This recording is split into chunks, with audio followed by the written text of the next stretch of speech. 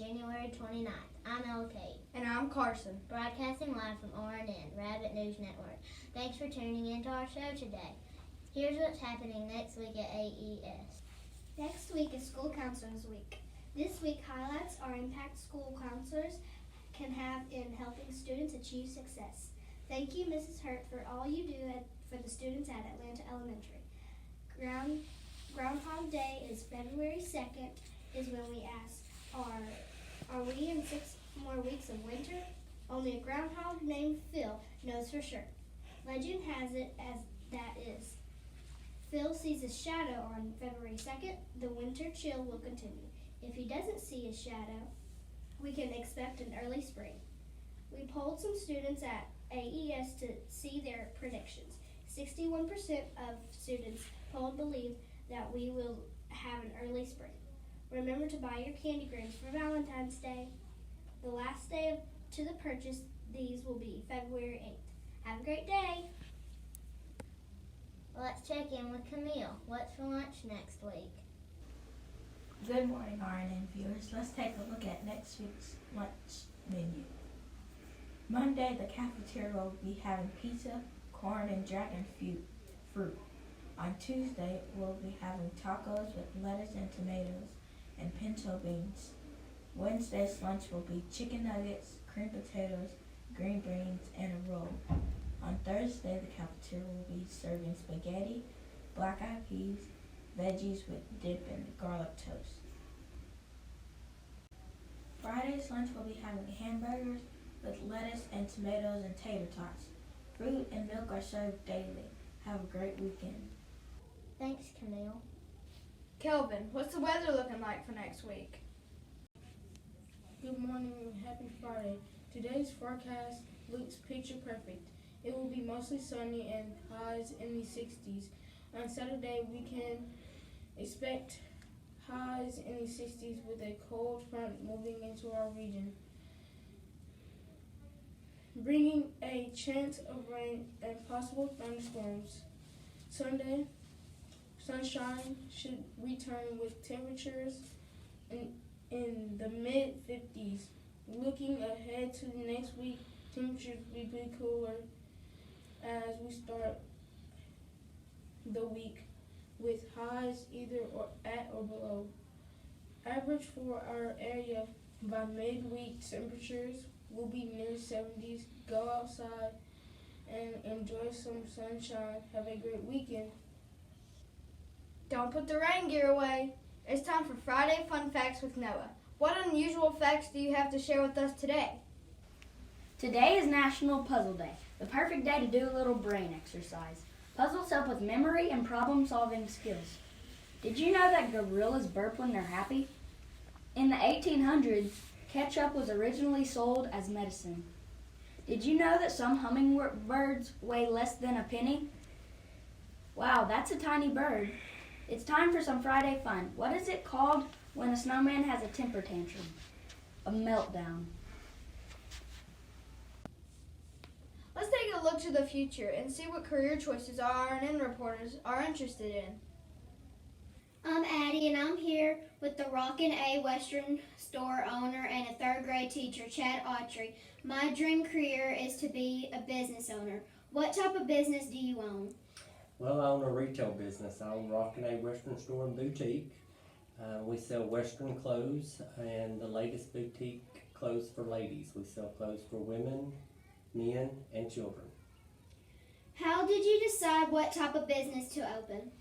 Well, I wanted to own a Western store since I was in middle school, okay? And then things just took me in different directions in life. We've had the business now for 3 years. We started small, and our town needed that, and that's something very important. You do not want to go into business, the same business that there's a lot in the town, because you would put yourself out of business because everybody would be selling the same thing. So that's something important that you need to look at, is if you want to go into business, you need to find something that is unique to what you want to do. Please tell us how you manage teaching and running your own store. Well, that's a juggle, but I have a very good lady that runs my business, and that's a key, to find somebody that you can trust to run the store, and then that gives me all the time I need to devote to teaching. What advice would you give me about running a business? First thing I would say is follow your dream. If that's what you want to do, follow that dream. Owning a business is a risk, but you'll never know if it's going to work or not until you jump in and do it. Thanks, Mr. Autrey, for joining us today. Thank you for having me. I'm Camille. This is Miss Rice, Atlanta primary principal. My dream job is to be a principal. Miss Rice, what is it like to be a principal? Being a principal is the greatest job. It's really not a job, but it's the greatest thing in the whole wide world. I'm so excited that you've decided to be a principal, because being a principal is every single day, it's a brand new adventure, because you get to do something different.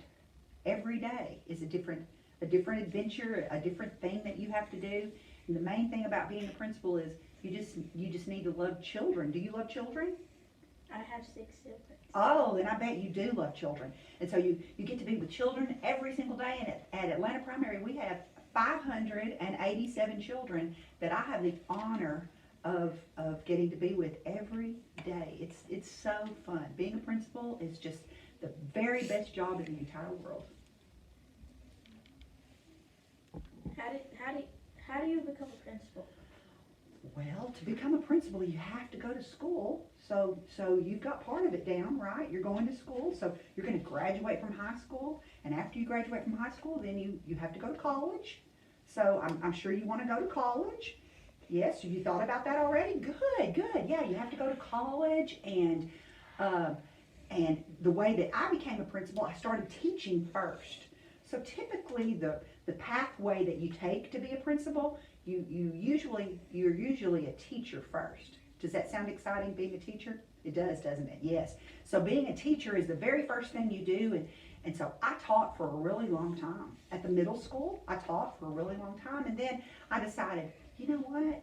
I think that would be a really fun job to be a principal. So after that, I went back to college. After I graduated from college in 4 years, I went back to college, and you get another degree in being a principal. It's called Educational Administration, and it takes about 2 more years, and you can do that. And then, if you want to be a superintendent like Mr. Harris, do you know who I'm talking about? Mr. Harris, he's our superintendent. You go to school for a little bit more, and you can get your superintendent certification. So I did that too.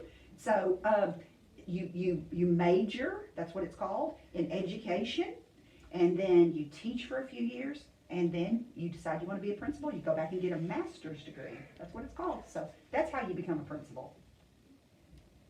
What is one of your favorite memories at Atlanta Primary? One of my, every single day is, I make a memory every single day. Every single day I make a memory. But I guess one of my favorite times, I thought we were having an assembly in the gym. I thought that's what we were doing. And I walked in, and they had this was before COVID, they had all the kids in the gym, and all the kids sang Happy Friday. Do you remember singing Happy Friday? You don't remember? You kind of remember singing Happy Friday? Yeah. Well, I walked in, and all of the kids sang Happy Friday to me, and that's one of my very favorite memories.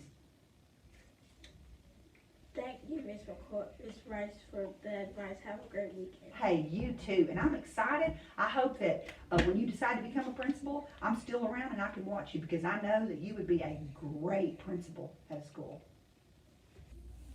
I'm Mackenzie. I would like to be an artist when I grow up. Tara Collins and Sheryl Patillo are here today to share their love of art. Tell us about your art career. You want to start? Oh. I like to work in colored pencil and watercolor.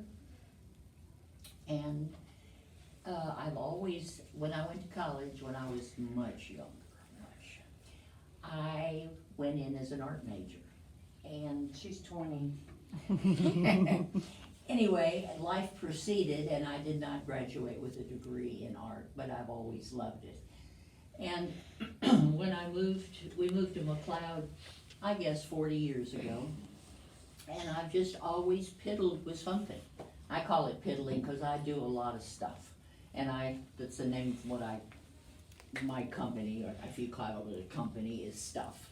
And at one time, Sharon Thomason and I had local creations downtown, and then Tara and Sherry Quinn had local color downtown, and we did that, I guess, about 4 or 5 years. 4 or 5 years. Yeah.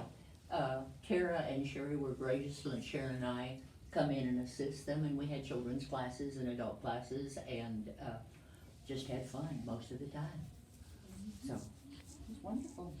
So my art career is kind of a sideline job. I taught school for 30 years and actually taught here 1 year, and mostly taught reading, but I found out that my creative side helped a lot, you know, with the reading, because I could bring in different things, you know, and the kids seem to connect to that. So, you know, it matter what career you're in, if you're artsy and you like artsy things, you can connect that with whatever career you do. But I have found out that there are, since I went to college, a lot of good colleges close to here that have really good art, you know, departments, and so you can get art degrees to do graphic designs or anything like that. But anything you do, you can put your art into.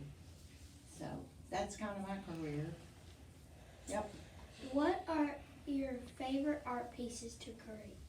To create, I love torn paper art. I'll show you a couple pieces at the end. That's my favorite. I'm like her. I dibble and dabble in everything, which is good, because you need to kind of, you know, play with all of it and then figure out what you like best, or what's your strength, or, hey, I like mixed media, so I put a lot of it together. And I basically am the same. I do jewelry, colored pencil, watercolor, acrylic, wood carving, mosaic, just She teaches me a lot of it. whatever's out there, we like to piddle with it. You know, Yes. basically, I'm sure that I would be a much better artist if I could concentrate on one thing, but I can't. It That's eludes not me, and you know, you see something else. A big thing that's popular right now are pours, where you take a bunch of paint, mix it together, and dump it upside down on a canvas and just let it spread. That's the biggest thing It's gorgeous. that's going on out there right now. We did a humongous one for a friend of Tara's in Houston. It came out really, really nice. Made but- some cash. But that's what I do. How can I use my love for art as a career? Well, kind of like I said, whatever career you go into, you can use that love, you know, to help instill into your students being more creative. And I know with nowadays, it's different from when we were, you know, in school and growing up, but they use graphic designs for everything, you know. They do cards, they do stationery, they do web designs. Can I ask her a question? What kind of art do you like? I like to draw, I like to sketch, and that's basically it. That's I like to draw with markers, outline, and all these things. Well, you know, a lot of that, if you ever thought about going into teaching, you could teach in different ways. You wouldn't have to teach in public school, but a lot of that you could teach classes, you know. And like when we had local color and local creations, we did a lot of classes where, because that's not available around here. You know, if you're gonna stay in this area, you know, we don't have a lot of that. But in the bigger cities and stuff, I mean, people teach art classes and make really good money. What advice can you give me if I choose this career path? Always follow your dream. Always. If you find something that you truly love doing, like sketching, you know, I've been in situations where there's been on an airplane and a train, sitting in you know, just somebody there with a sketch pad. Always had a pencil and a piece of paper somewhere on them that they just kept sketching. And like Tara said, there's so many more careers. We have know a little girl that is a teacher, teaches high school, and she is basically their drama coach. And so she's in charge of making all the pictures and, what do you call it, the Murals. yes, she does, she's in charge of all that, plus she gets to do the play with the students and has gone to state, I don't know how many years. But here in the school, in one of the hallways, there's some birds flying, Mm-hmm. and I did those birds for this She's the year. bird lady, Uh, too. But that's, you know, just always, and don't let anybody discourage you, because, Follow your and that dream. happens a lot. Your piece of art is not gonna be exactly like somebody else's piece of art. You'll have your own style, you know, your pieces will be, you know, it's just like Tara and I, we both like to do the same type of thing, but our pieces are totally different. Just follow your dream. If that's something you love, then persevere and go for it. I got a few little advice, just little tidbits. Get connected with other artists. Educate yourself, like read. There's all And- kinds of books out there. And excuse me, Mhm. YouTube. YouTube has some Yeah. great videos, Mm-hmm. that I take advantage of sometimes when I wanna learn something new. Oh, yeah. You don't even have to leave your house. Excuse me, yeah. It's okay. Read about other successful artists. Main thing, my sister always told me, practice. You won't get better unless you practice. There's good colleges around here, like if you wanted to go into art design or graphic design, is used all over the place. And like she said, take classes, even if they're online. You know, with COVID, a lot of the classes you can't take right now in public, but you can go online and take them, so, And and have fun. we, And you're never wrong in the art. no, we've met several people on this art journey that we've been on, and there's I don't know how far your parents would want to take you, but there's a lady in Bossier City that teaches classes in the summertime. Has just, you know, certain classes, and she's really super. Her kids Good do with very kids, well, too. yeah. And, you know, just try to find, you know, somebody that's an art that can help you out with your And you dream. can always call us. Yes. Well, usually on Saturdays, we usually go to Bossier's, to Shreveport sometimes, because my Mimi and Mama love to shop, and my Mimi and Papa just got a new house, so. Oh, there you go. Well, that You'll have lady to I was give her talking your about was in information. Bossier. She's in Bossier right there, so. Can you show us some of your art projects? Sure. Just happened to brought a couple. My favorite are birds, but I didn't, this is my puppy dog, Chewy Baka. He is now missing this eye and blind in this eye, but I painted it before he went blind. So now I gotta get busy and paint my other dog, Princess Leia, because she'll be jealous. And that's acrylics. That's acrylics. That's awesome. So that was fun. And the eyes. They I don't always, know how people paint that good. well, you It's just practice, awesome. Practice, honey. practice. And this was another one. It was the first one I took at a workshop in Houston by one of my famous favorite artists. Wow. This is torn paper collage. Oh, And- so you like paint on there and then put Mm-hmm. torn paper? Yeah, you We've paint the done that paper. before. Yeah. What grade did the rabbits when we came and did the rabbits? Was that fourth grade? I think, They may yeah, have it was done the fourth same. grade. And you do a sealant glue on it, and you can do it shiny or matte. And this one I did part shiny and part matte. You can do whatever you want to. And I found these old stamps that might be worth something. I don't know. And Not anymore. I like adding that. Oh. But it was fun. It's all right. So that is a torn paper art. We call this mixed media. So you really can't go wrong with it because you're adding whatever you want to. Sheryl, what did you bring? Oh, I brought.